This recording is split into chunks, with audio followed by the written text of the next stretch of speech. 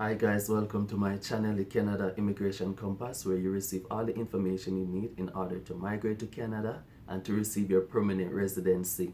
Now, don't forget to support my channel by liking, subscribing, and to share my videos and to hit the bell notification so that you can be notified as soon as I upload new videos.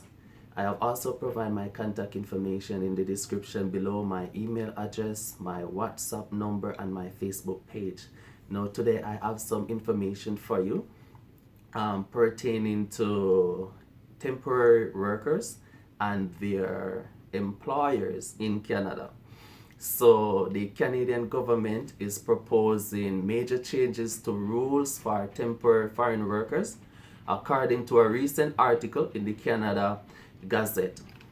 So stricter rules for employers and more protections for employees could be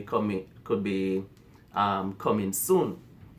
So temporary workers come to Canada under one of two paths. The first is the temporary foreign worker program. This stream is for companies who want to hire non-Canadians for jobs that Canadian citizens and permanent residents in Canada are unwilling to do. The other is the International Mobility Program. This part allows foreigners to work in Canada at jobs even where there might be Canadian available to do the job. The major difference between a job under the temporary foreign worker program and the international mobility program is that under the temporary foreign worker program, a labor market impact assessment is required, and under the international mobility program, no labor market impact assessment is required. Now, for the temporary foreign worker program, the employer would get the labor market impact assessment done on behalf of the worker or the aspiring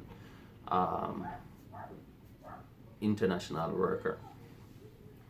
So what the government of Canada have get to understand is that employees raise concerns in thoughts. In particular, they know that temporary foreign workers are often unable to understand and use their rights.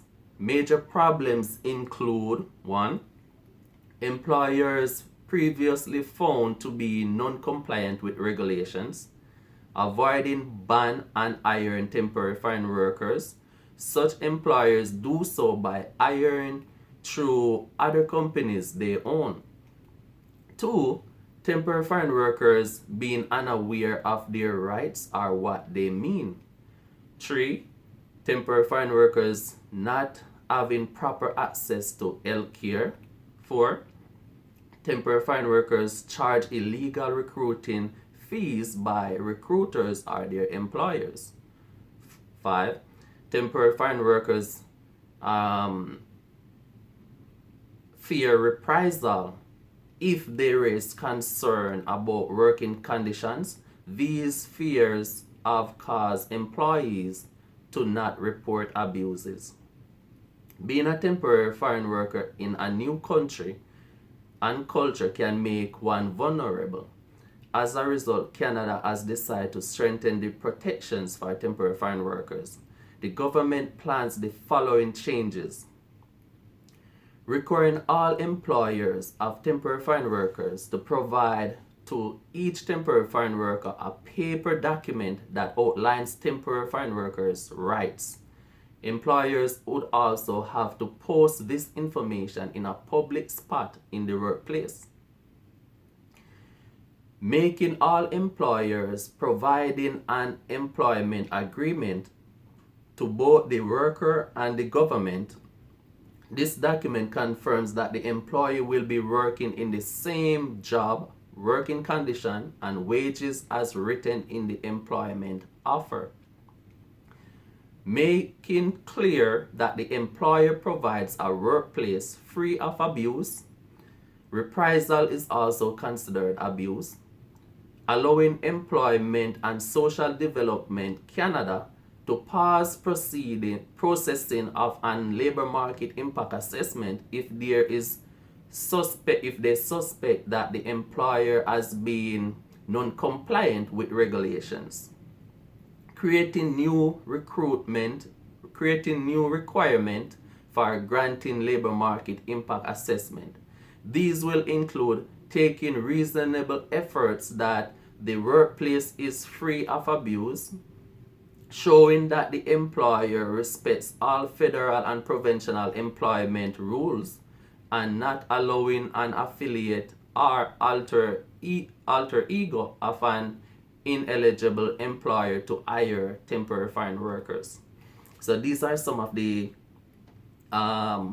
changes that the government of Canada is planning to make. So reducing the time, and so they expand on some of the changes they're considering to make. By some of them include reducing the time an employer has to respond to a notice of preliminary finding from 30 days to 15 days. So normally, if what the government is saying is that the current time for an employer to respond to a notice of preliminary findings, like the government learn of certain abuse, the employer would have to respond in 30 days. They're considering to reduce that to 15 days, cut it in half. So the government is also planning to tighten ban and punishment on employers and recruiters charging temporary foreign workers the legal and recruiting fees, right? So they're basically trying to rip off the temporary foreign workers, some of the employers and some of the recruiters are doing that, not all of them. So these are some of the changes that the government of Canada is planning to impose on the employers, so that the temporary foreign workers are protected. So if you are not aware, there are many temporary foreign workers here in Canada, like on farmer, where the job description or what is in the job offer when the worker accept the job, or what they sent to the government when they were trying to get the work permit, is different from what the employee end up doing when they get on the job.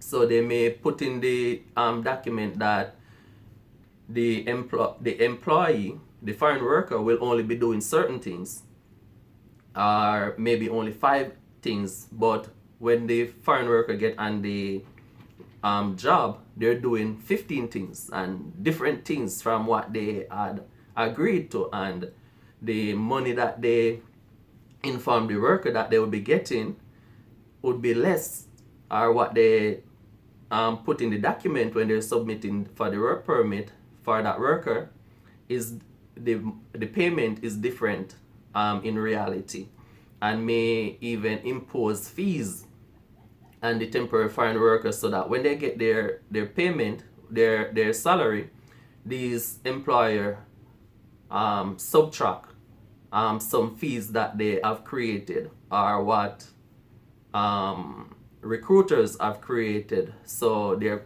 numerous abuse. The working condition may be terrible, and various challenges they may be experiencing. A lot of things that were in the contract that was promised to them may not be forthcoming, and what happened is that these temporary foreign workers, they fear that their employer may try to get back at them, or may punish them in certain ways if they speak out, if they report it to the authority.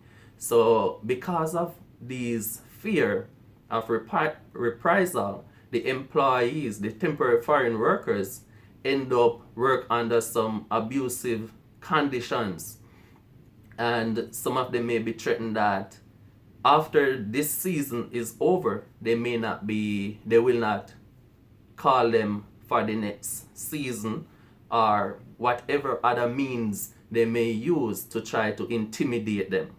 So these are some of the things that the government is looking into, how they can put in more stricter rules for the employer, and more these rules will help to protect the employees. So friends, as I asked in the beginning of the video, please subscribe, like, and to share my video, and hit the bell notification so that you will be notified as soon as I upload new video. Thank you very much.